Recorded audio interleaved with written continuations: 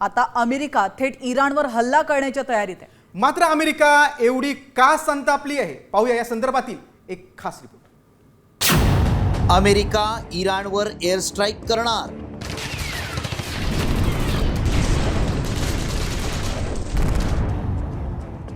इराणच्या अवकाशात घुंगावतायत अमेरिकेची विमानं।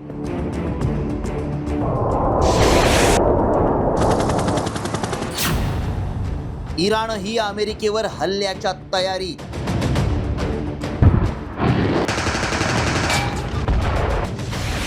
इराणच्या सीमेवर सुरू असलेल्या हालचालींवरून संपूर्ण जगाची धडधड वाढली आहे।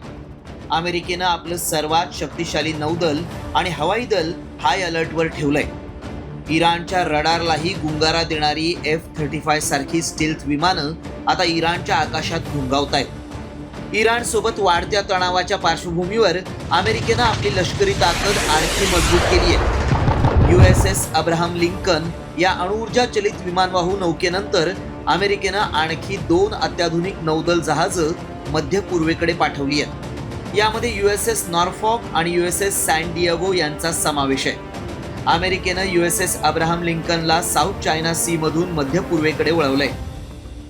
USS अब्राहम लिंकन ही अमेरिकन नौदलाची अणुऊर्जा विमानवाहू युद्धनौकेपैकी एक आहे। या जहाजावर FA-18, F-35C यासारखी 75हून अधिक लढाऊ विमानं तैनात करता येतात। अणुऊर्जा रिएक्टरमुळे हे जहाज कित्येक दिवस इंधन न भरता समुद्रात कार्यरत राहू शकतं।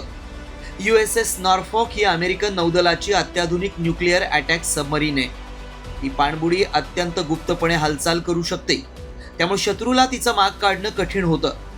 USS सॅन डिएगो हे San Antonio class amphibious transport dock जहाज आहे।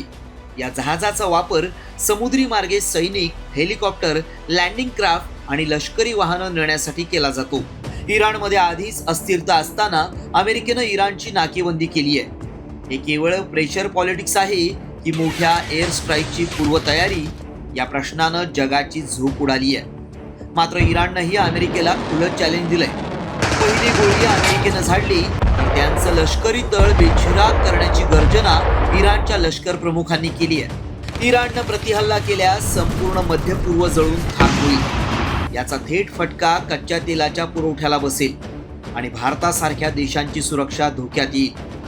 आता हा केवळ 2 देशांचा वाद राहिलेला नाही, तर ही 3ऱ्या महायुद्धाची नांदी आहे। वेळी शांतता प्रस्थापित झाली नाही तर इतिहासातील हा सर्वात मोठा विनाश ठरू शकतो। रिपोर्ट साम TV न्यूज।